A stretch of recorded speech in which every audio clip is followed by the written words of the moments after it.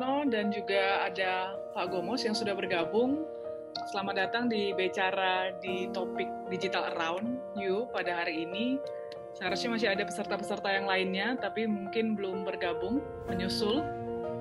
Jadi pada malam hari ini sesuai jadwal dan yang mungkin sudah dibicarakan dengan Pak Ono, bahwa kita akan bahas dua topik, yaitu digital ekonomi dan IoT.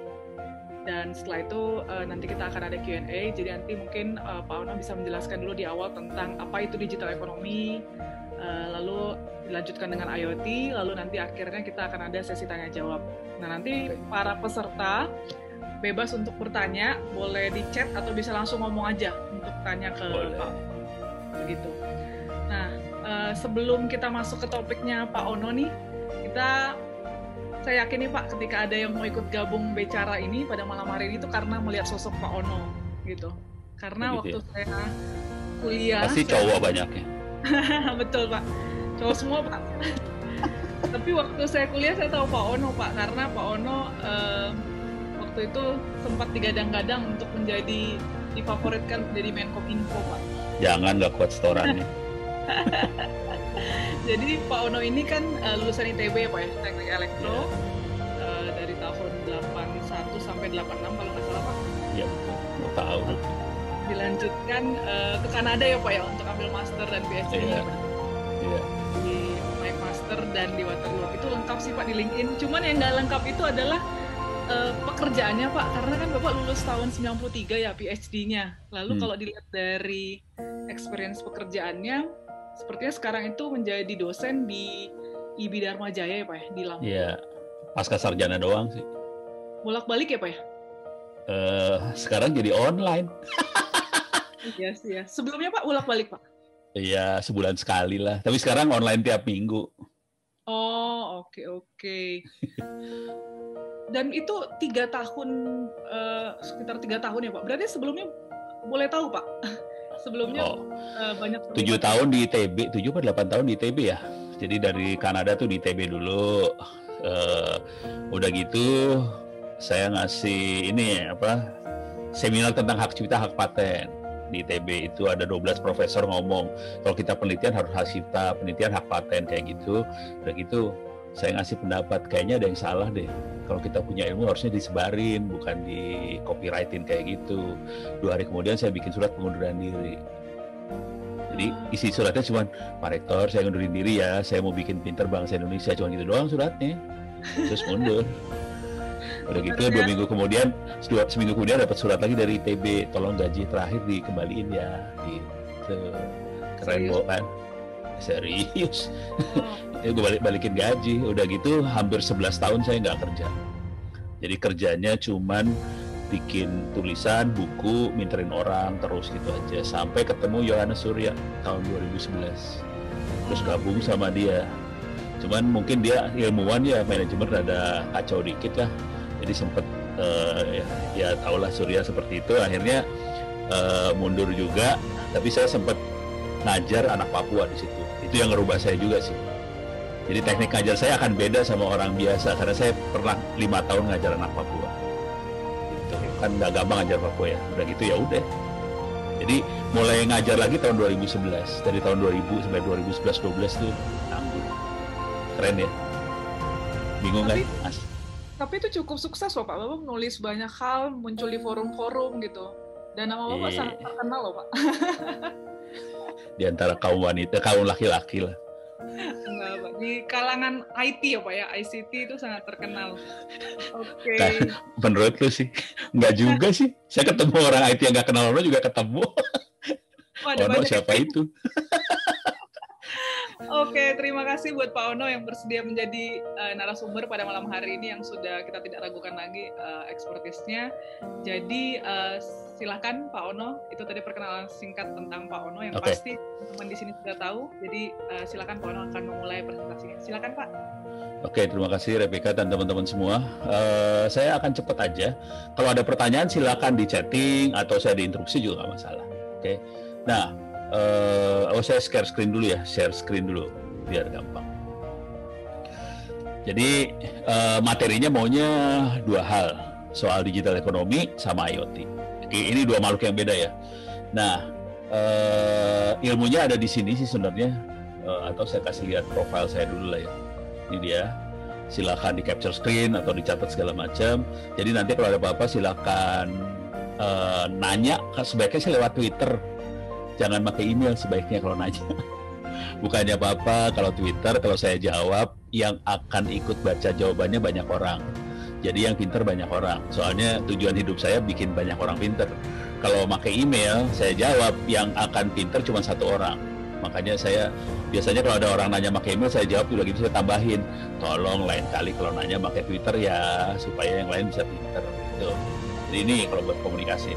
Terus belajarnya di e-learning LMS Ono Center /Moodle. Di sini ada dua kuliah yang berkaitan sama topik hari ini. Yang satu namanya Internet of Things, ada kuliah IoT ada di situ. Yang kedua adalah Data Engineering. Oke, itu atau Data Science. Itu yang berhubungan sama digital economy. Ilmu-ilmu saya biasanya saya tulis dalam bentuk tulisan wiki.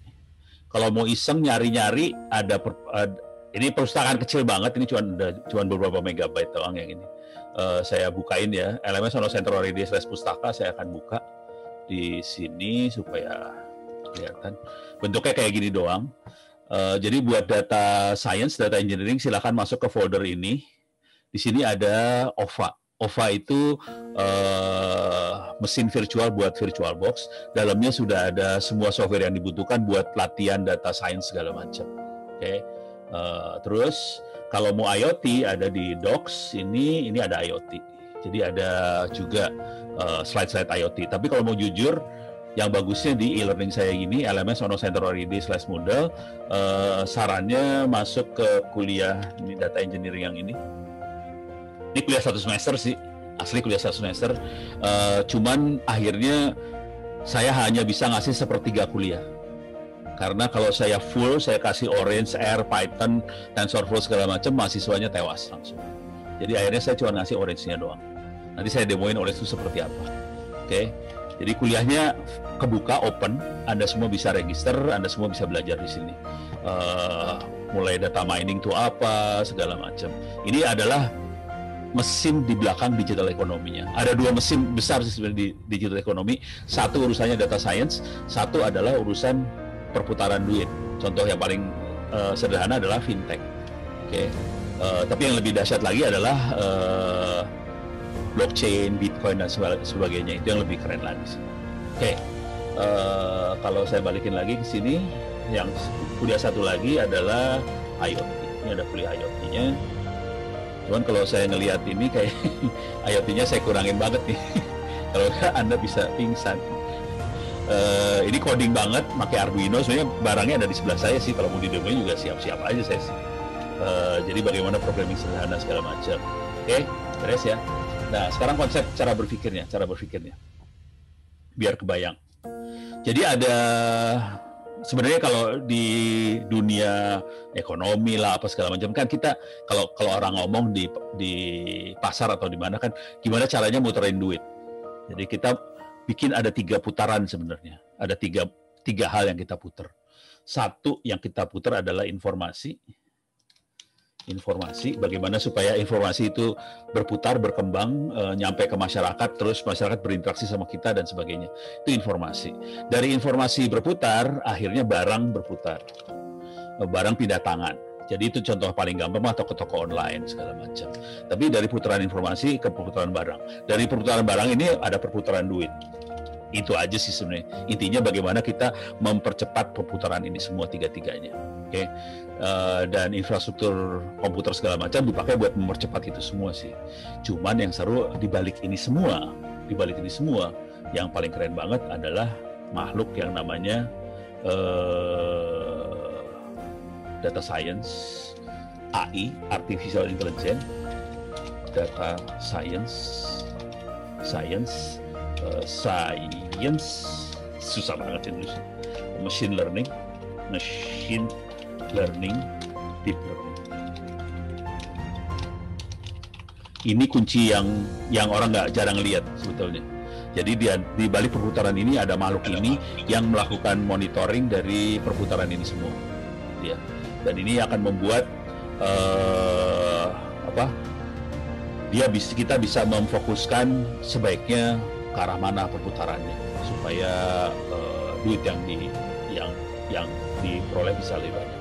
Ini satu hal machine learning. Di urusan perduitan yang biasanya kita pakainya, yang sekarang kelihatan banget, ada fintech, financial technology. Yang paling kelihatan ada e-money lah, apa kayak gitu. Cuman satu teknologi yang lebih dahsyat lagi adalah blockchain, Bitcoin. Jadi itu garis besar Bitcoin. Itu garis besarnya banget dari makhluk yang kita omongin. Nah, IoT masuk di mana? IoT masuk di sini, di fintech ini nih. Terutama di fintech, dan data science dia butuh sensor sebetulnya. Data science, machine learning segala macam butuh sensor buat mengetahui perilaku orang segala macam. Jadi IoT akan masuk di sini juga sebetulnya. Oke, IoT. Di sini juga ada IoT. Yang IoT paling gede banget yang fintech. IoT yang besarnya fintech, cuman IoT yang kayak IoT itu bukan IoT, sebenarnya sensor aja lah. Itu yang masalah informasi. Tracking barang bisa kita masukin IoT. Jadi di balik ini ada makhluk data science, ada IoT yang nggak kelihatan sama orang luar. Orang luar biasanya ngelihatnya yang ini aja. Oke, sekarang kita lihat contoh realnya ya. Contoh real aja. Contoh real dari data science. Oh, sorry. Saya harus ngasih lihat satu lagi sih sebenarnya. Cara berpikir si digital economy. Kalau yang normal, kita berpikirnya kayak pipa. Jadi ada sumber, ada source atau hulu atau source barang. Ada source, terus ada hilir. Di sini hilir ya. Atau pasar. Jadi pada ekonomi yang lalu, ekonomi yang zaman dulu, itu ada pabrik, ada pasar, ada yang beli, ada yang bikin, ada yang beli. Dan ekonomi terjadi pada saat barang bergerak dari pabrik ke pasar, kira-kira gitu, pada zaman dulu.